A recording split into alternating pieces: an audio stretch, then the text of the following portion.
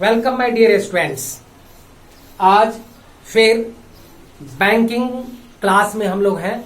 इससे पहले हमने बैंकिंग क्लास में हम लोगों ने डिस्कस किया था कॉमर्शियल बैंक, सेंट्रल बैंक के बारे में। हमने ये भी डिस्कस किया था कि कॉमर्शियल बैंक के क्या फंक्शन है और सेंट्रल बैंक के क्या फंक्शंस हैं।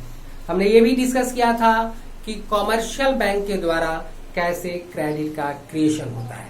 इन तमाम चीजों पर हम लोगों ने बैंकिंग पर जो हमने वीडियो तैयार कर रहे हैं इस पर हम लोगों ने डिस्कस किया था और पिछले वीडियो में हमने बहुत ही क्लियर ढंग से इसको रखा है।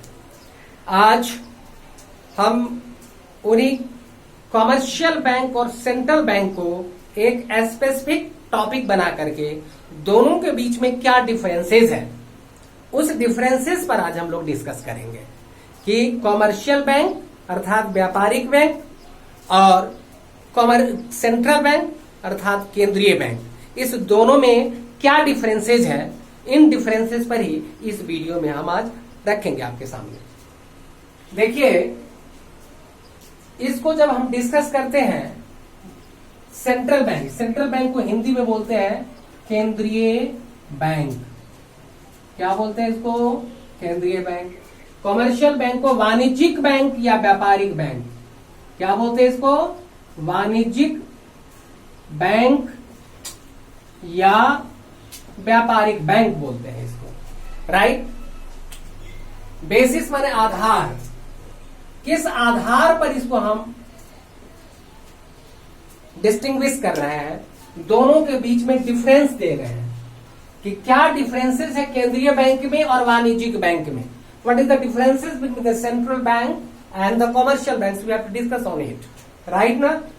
हम सबसे पहले बात करते हैं बेसिस में, एक एक चीजों पर डिस्कस करेंगे और एक एक चीजों पर डिस्कस करने के बाद आपको बहुत ही क्लियर हो जाएगा कि केंद्रीय बैंक और वाणिज्यिक बैंक में क्या अंतर है। सबसे पहले हम बात करते हैं नेचर पर, प्रकृति पर। नेचर का मतलब प्रकृति, नेचर का मतलब क्या होता है? प्रकृति, राइट। क्या प्रकृति है? Central bank is a supreme institution of monetary and banking structure of the country. मैं सेंट्रल बैंक पढ़ा रहा था, उस समय मैंने कहा था कि central bank is a apex body which controls, regulate, operate entire monetary and banking structure of the country।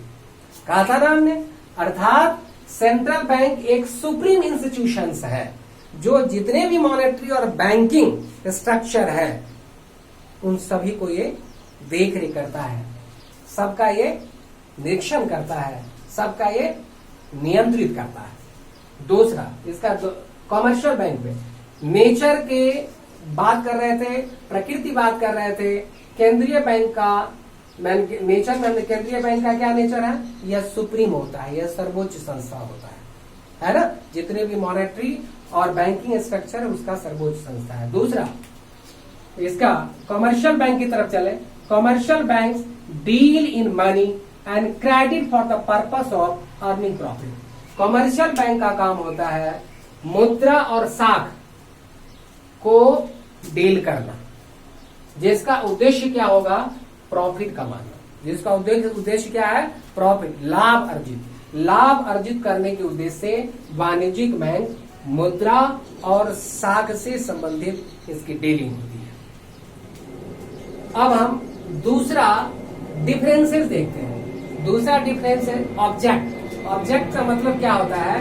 उद्देश्य क्या है? ऑब्जेक्ट का मतलब उद्देश्य, अर्थात केंद्रीय बैंक का उद्देश्य होता है it acts in the public interest, सार्वजनिक कल्याण करना सेंट्रल बैंक का उद्देश्य है, राइट ना।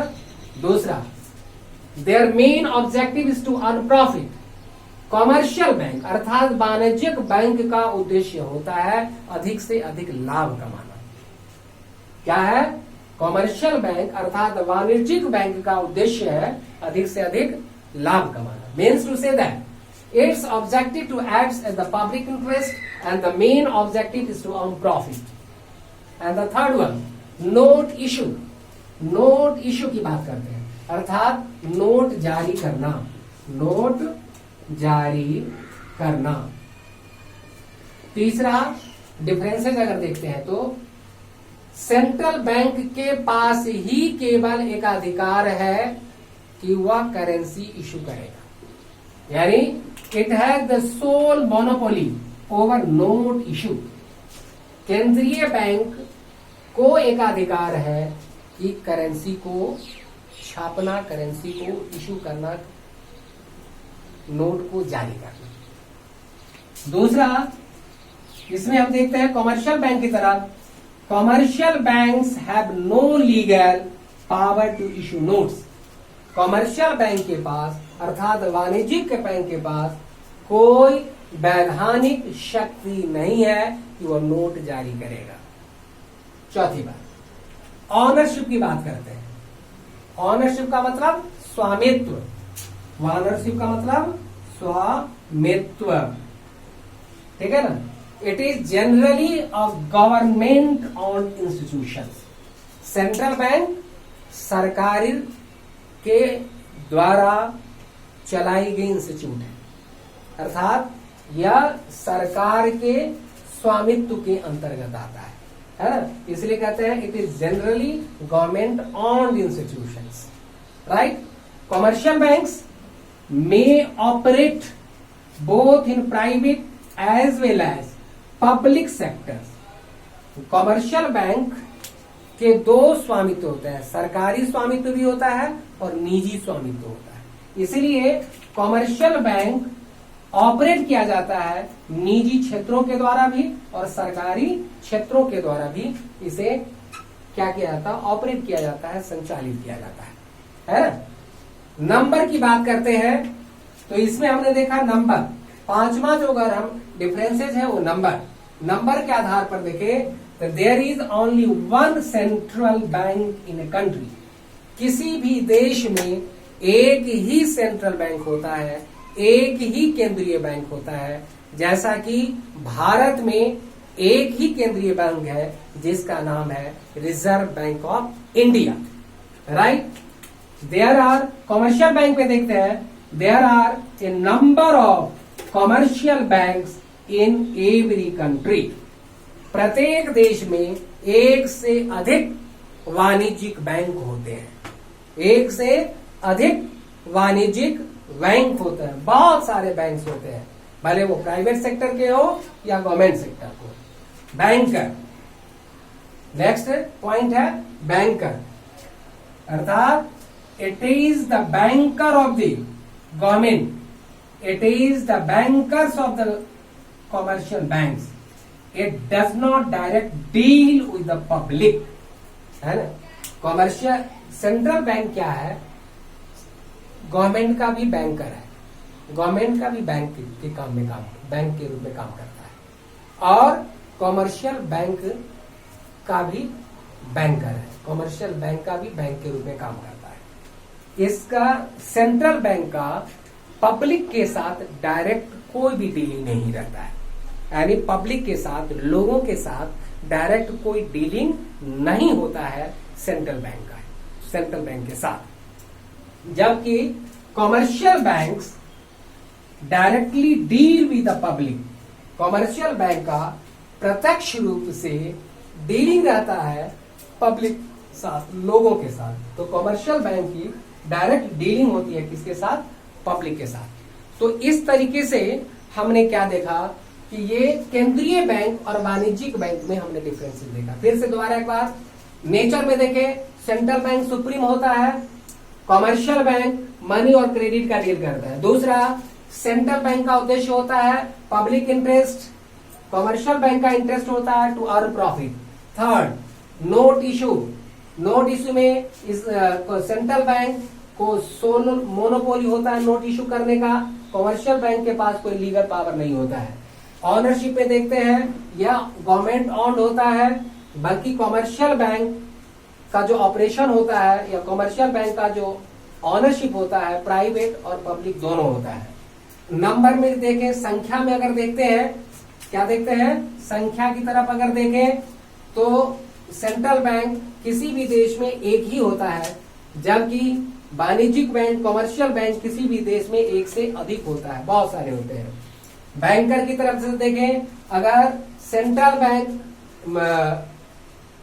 कमर्शियल बैंक का भी बैंक होता है और सरकार का भी बैंक होता है। इसकी डायरेक्ट डीलिंग पब्लिक के साथ नहीं होती है, कमर्शियल बैंक का डायरेक्ट डीलिंग पब्लिक के साथ होती है।